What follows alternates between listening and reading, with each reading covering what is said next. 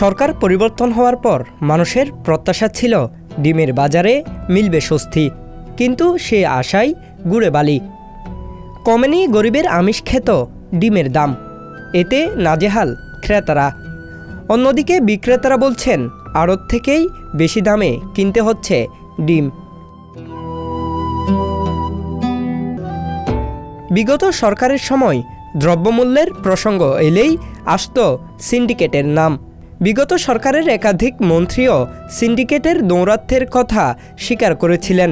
সেই সরকারের পতন হলেও ভাঙা যায়নি অদৃশ্য সেই সিন্ডিকেট।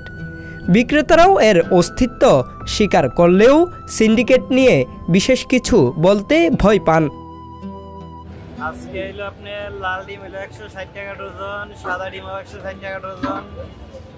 বিগত এক সপ্তাহ ধরে একই রেট ছিল, তবে আজকে সাধারণ 5 টাকা বাড়ছে। গতকালকে বাড়ছে 20 টাকা, আজকে বাড়ছে আরো 10 টাকা 100। যদি এই পরিস্থিতি হয় আগামীকাল যদি আরো 10 টাকা বাড়ে 165 টাকা ডজন হবে আগামীকাল। বলতে বড় বলতেছে বন্যার প্রভাবের জন্য ডিম সরবরাহ হইতেছে না।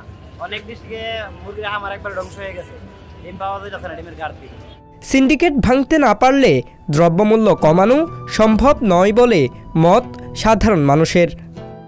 একজন 21 লক্ষ ডিম সে আটকায় রাখছে, একটা ম্যাজিস্ট্রেট যায় তারে 2 লক্ষ টাকা জরিমানা করছে। এখানে 2 টাকাতে 3 টাকা পার প্রতি ডিম লাভ করছে, তাহলে 21 লক্ষতে 42 লক্ষ বা 63 লক্ষ টাকা সে লাভ করছে, তারা 2 লক্ষ টাকা একটা ম্যাজিস্ট্রেট জরিমানা করলো। তো এরকম করলে তো সে আবারও করবো। যদি সেই 63 লক্ষ টাকা লাভ করছে তার যদি 70 লক্ষ টাকা জরিমানা করতো, তাহলে ভবিষ্যতে আর এরকম সে করতো না।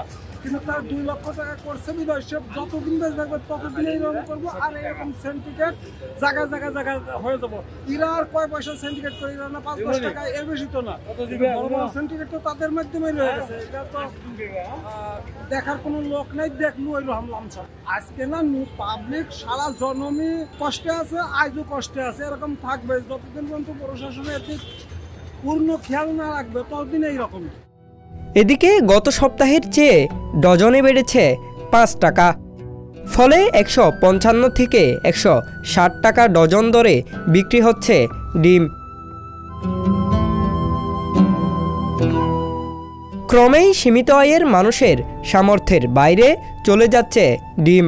সপ্তাহ 2 আগে ডিমের দাম নির্ধারণ করে দেয় সরকার, তবে কাগজে কলমে ছাড়া যার প্রভাব মেলেনি বাজারে।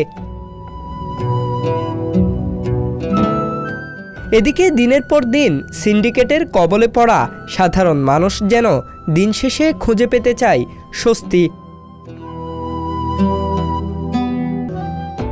জাহেদুল ইসলাম আরিফ, সংবাদ প্রকাশ, ঢাকা।